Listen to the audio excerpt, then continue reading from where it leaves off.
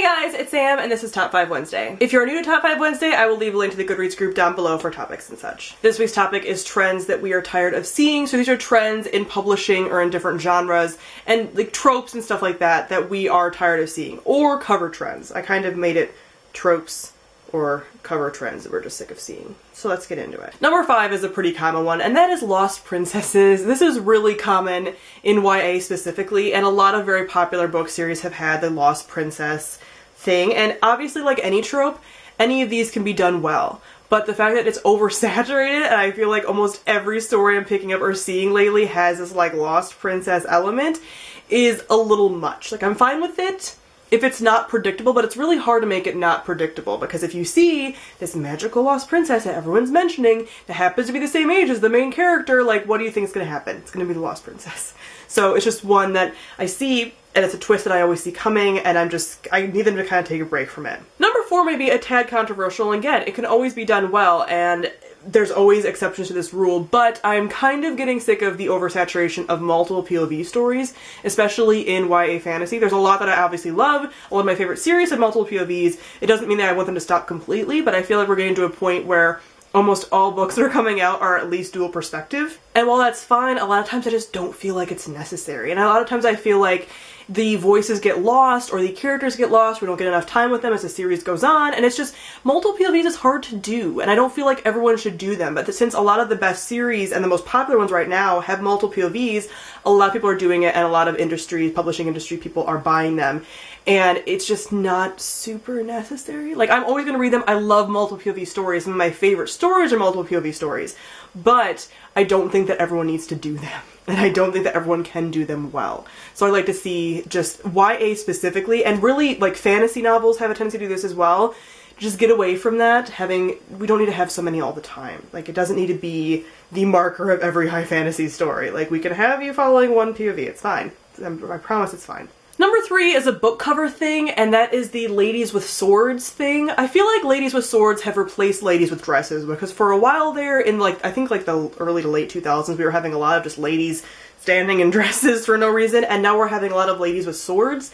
And it's just really annoying. Obviously, I'm thinking really of the Winter's Curse series being remade into these women with swords thing happening, and it's just like a common thing of copying different popular series covers that have women with swords and being like, look at our female character's so badass because she has swords. And it's like, what if your character isn't like into swords though? So why would you have that on the cover? And that happens a lot. Like, there's a lot of covers right now that are having these badass ladies with swords. Oh, she's so badass, blah, blah. And it's like, you're the new lady with dresses. It's just annoying. Number 2 is grim fairy tale retellings. I love fairy tale retellings, obviously. I've read a lot of them, but they are definitely getting to a point where they're oversaturated, particularly in YA.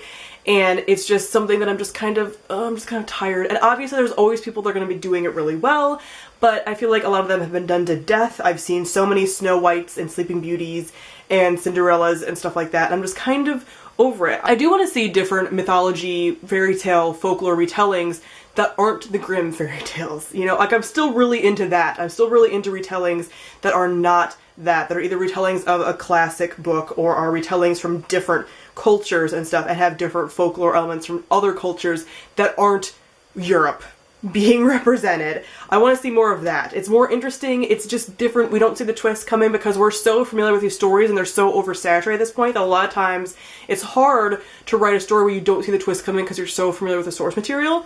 So I just want to see more that's not grim fairy tales. Whenever I see grim fairy tales, I'm just kind of like, I would have really liked that like a few years ago, and now I'm just, there's too many. There's too many. I don't even know which one's the good one. It's hard to find one to pick up that's like going to be really good and really different because they all are it's just oversaturated. It's everywhere. It's everywhere. It's the new dystopian genre in YA right now. It's everywhere. And number 1 is the copying of popular covers. This happens, and I know this is actually a marketing strategy where you'll have covers that are very similar to a really popular series, and so they want people to be like, oh, like your average book person that's not us, it's not researching and everything, going into a store and being like, oh, I like Twilight.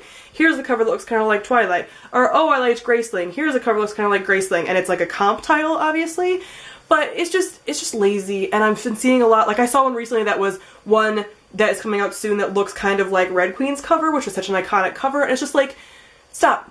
Stop. Like, you guys all are capable of doing really beautiful covers that aren't the same as all the ones that we've been seeing. Please stop doing that. It's annoying. I want to see original covers. They have it in them. I've seen beautiful covers. I don't want to see the same covers that just look like another book so that you're like, ooh, if you like this, you like that. No, let people read the synopsis. I don't know. I know that, like, it's easier for marketing. I just don't like it. I'm sick of seeing it. I'm sick of seeing the same covers and being like, wait, didn't I see that on that book? I did. I did. So that's it for this week's Top 5 Wednesday. Comment down below and let me know some different trends in publishing as far as covers or tropes that you're just tired of seeing, that you don't want to see anymore, that you need us to move on. So thank you all for watching, and I'll see all of you guys soon. Bye!